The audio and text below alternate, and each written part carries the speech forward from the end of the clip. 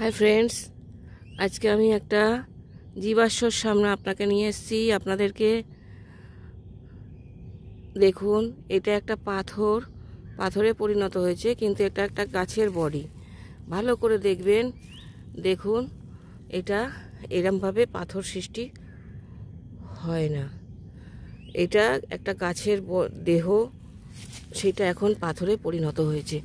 এইটা একটা জীবাশ্ম আমি খুঁজে পেয়েছি, তাই আপনাদের সাথে শেয়ার করলাম। আপনাদের কাছে অনুরোধ, আপনারা আমার ভিডিওটা দেখছেন, কিন্তু দেখে আমাকে একটু সাবস্ক্রাইব করবেন আর একটা লাইক শেয়ার অবশ্যই করবেন।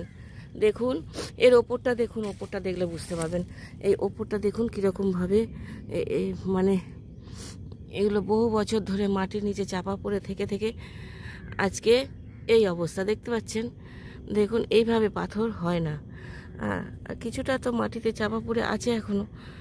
এইভাবে এই যে এইখানটা দেখলে সব থেকে ভালো বোঝা যাচ্ছে যেটা একটা গাছের জীবাশ্ম।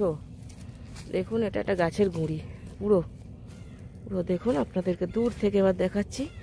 এটা একটা গাছের গুঁড়ি, সেটাই পাথরে পরিণত হয়েছে, জীবাশ্ম রূপে আছে। দেখুন ভালো করে দেখুন, এটা দেখলেই বুঝতে পারবেন। এইখানটা তো ভীষণ ভালো করে দেখা যায়, বোঝা যাচ্ছে যেটা একটা গাছের দেহ।